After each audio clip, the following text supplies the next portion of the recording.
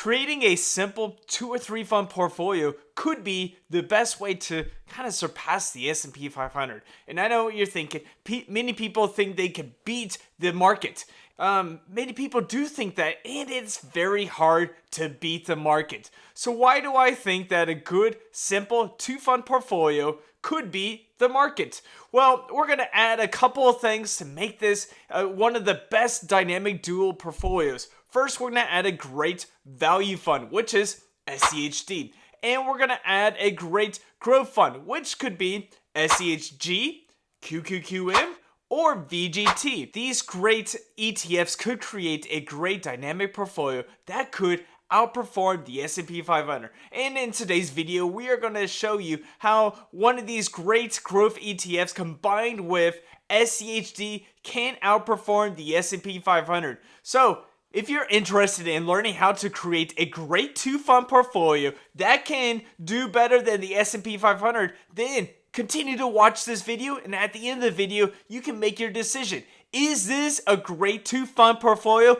Is these great ETFs, these growth ETFs, great to combine with SCHD? Well, let's explore kind of these growth ETFs and explore why they can beat the S&P 500. Hey guys, my name is Steve and I run the Frugal Expat website where we try to help people to save more and invest better. And in today's video, we're trying to help you to invest better. If you like this content, make sure to smash that like button and subscribe so we can continue to create great content to help you out. Now, one place I go to grab some great analysis of information and to kind of dissect different stocks and different ETFs is Seeking Alpha. And right now, Seeking Alpha has a special where you can get $30 off their premium subscription. So if you want to be kind of like me and learn more and more about different ETFs and stocks, well, there's a link in the description to sign up for Seeking Alpha. So take a look at it, sign up for maybe the free subscription, and if you like it, get that premium subscription and continue to learn more about ETFs and stocks. Now, let's get back to our video. Now, today we are going to talk about different ETFs. We're going to talk about SCHD, of course, because SCHD is just a great value ETF. And we're also going to talk about a couple different growth ETFs. But first, let's talk about the S&P 500. Now, when we're looking at a great ETF, we're looking for, some things that, track an index, that have a low expense ratio, and kind of mirrors kind of the market. Now, a great S&P 500 ETF is kind of like what we want to look for. It is the gold standard. I mean, as you can see, the market has averaged about 10% per year annually, and it is hard to beat the market. Now, one of the best investors in the world, Warren Buffett, holds SPY and VOO in his own portfolio, and those track the S&P 500. Now, if he thinks they are good and he says an average investor should invest in an S&P 500 ETF, maybe we should listen, right?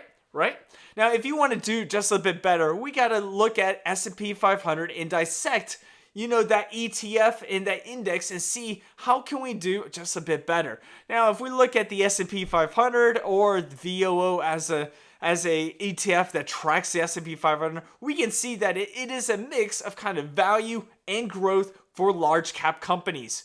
And it's the top 500 companies. Now, the Magnificent Seven has been kind of leading the way for the last 2 years and creating a nice surge with the S&P 500. And that's great news for all of us because as we invest in these ETFs, we want to see our portfolios surge as well. So if we're looking at something that kind of gets kind of that growth factor and gets kind of that value factor, we're looking at just maybe 1 or 2 ETFs. One ETF being VOO, or 2 ETFs being a value ETF like SCHD that has just value funds, or we're looking at a growth ETF like SCHG, QQQM, or VGT. And those are some growth ETFs that you can combine with SCHD to create a great dynamic dual of a portfolio.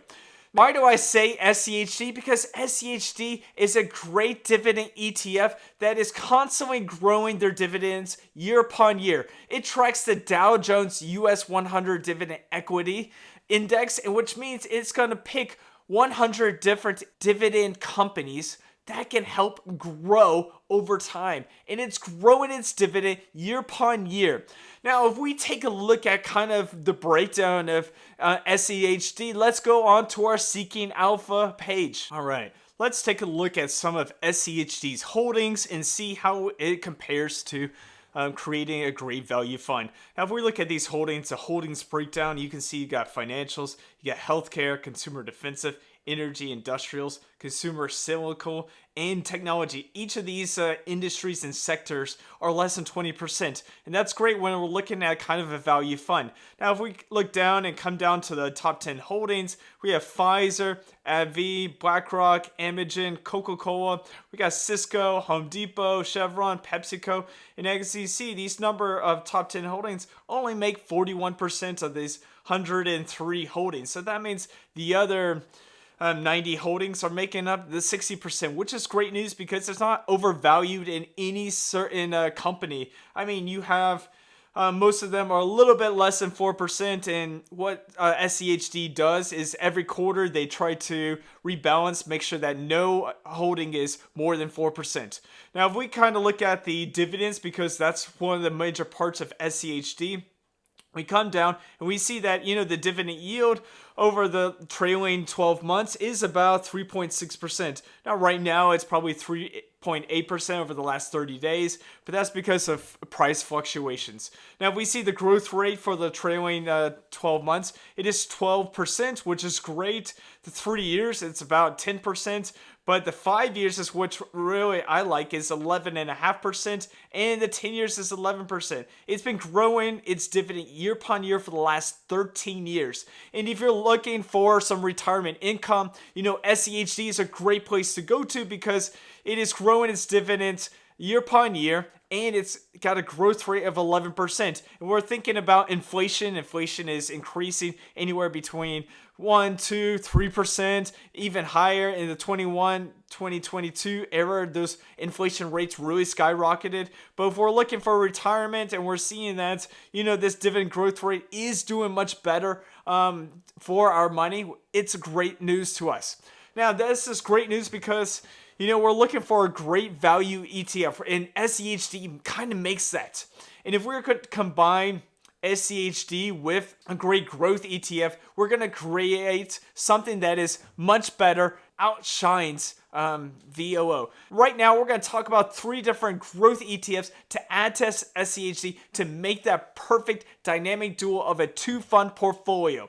All right, let's take a look at some of those ETFs. Now we're going to look at 3 different ETFs in particular. We're going to look at SCHD, QQQM, and VGT. Now, SCHD and QQQM are kind of very similar ETFs. They have a mix of different sectors. That's not just only technology. With 48% of technology in SCHD, and they also have financials. QQQM does have about 60% of technology with a good mix of other sectors. Now, these 2 ETFs are doing very well, going side by side in the last 5 years, the last 10 years, which is great because you can't go wrong with either picking one or the other. Now, SCHG does have a bit of a cheaper expense ratio, 0.04%, while QQQM has an expense ratio of 0.15%. QQQM is not as old, but you can just kind of relate the data back to QQQ because they are the exact same ETFs. One's got a cheaper expense ratio than the other. Now, VGT, on the other hand, is an information technology ETF. So the only sector it tracks is technology. So that means it does not have Tesla or Amazon or Costco, kind of like QQQM has Costco, it's got Tesla and Amazon.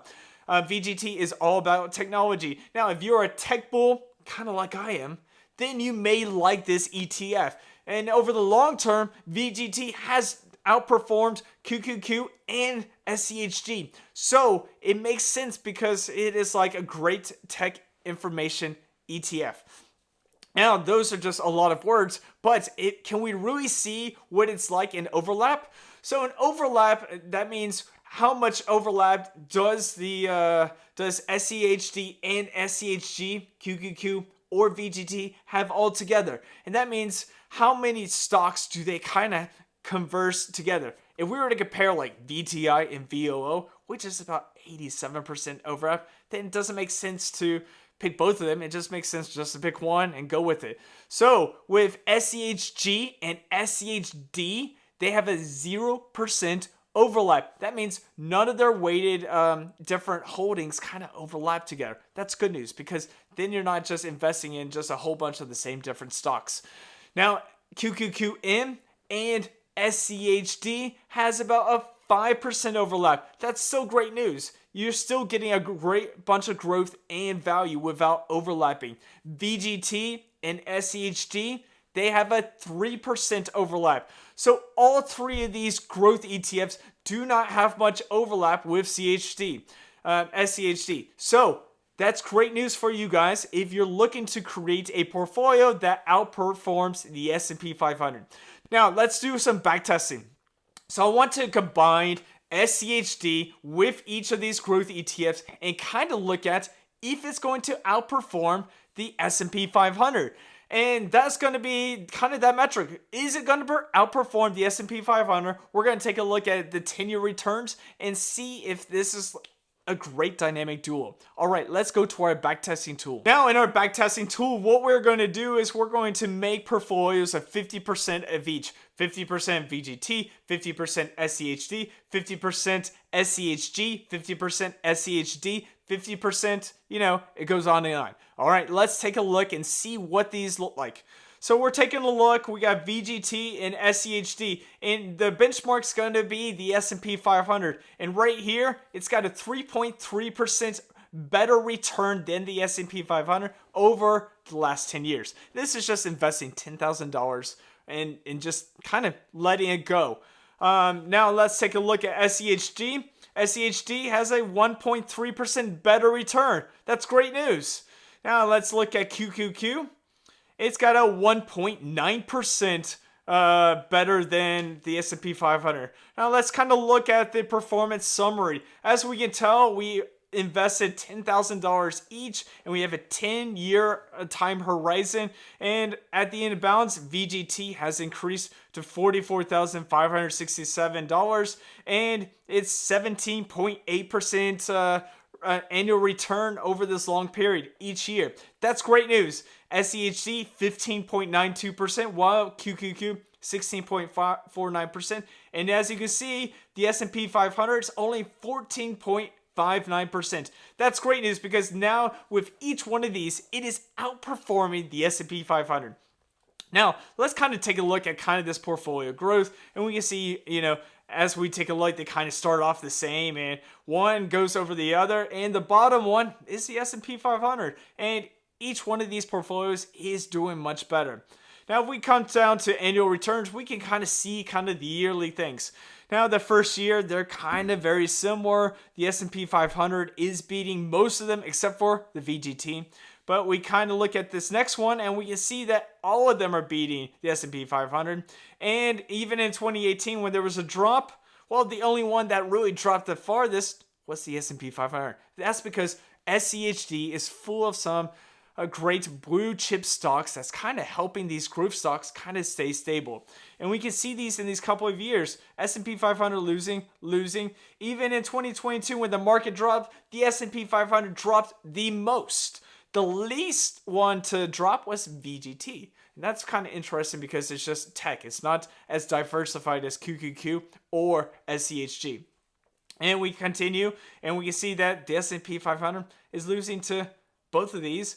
And it's doing much better right now in 2025, but the year's not over, so we have plenty of time.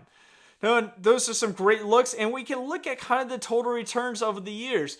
The VGT one, it's done pretty good in the 3 years. Not as good as SCHG, but when we look at 5 years, it's done the best. When we look at the entire time period, it's outshining all of them. These three growth ETFs combined with SCHD will beat the market. Now, that's over a long period of time. It may not beat it every year because of 2024, the S&P 500 was beating these two fund portfolios. That's why I say over a long period of time. And so if you're looking to make things simple and you want to have growth and value, it is a great idea to add SCHD with SCHG, QQQM, or VGT? Let me know in the comments what you think. What do you think about this 2-fund portfolio? Would you add your own 2-fund portfolio? Would you like a 3-fund portfolio? And what are your thoughts? Do you hold a 2-fund portfolio? Let me know. And if you're looking for some more videos on how to create great portfolios and learn more about financial independence, I'm going to link 2 videos right here so you can continue to learn more and more. Now, that's just a little bit about this, and I hope you enjoyed this video. Well, until next time,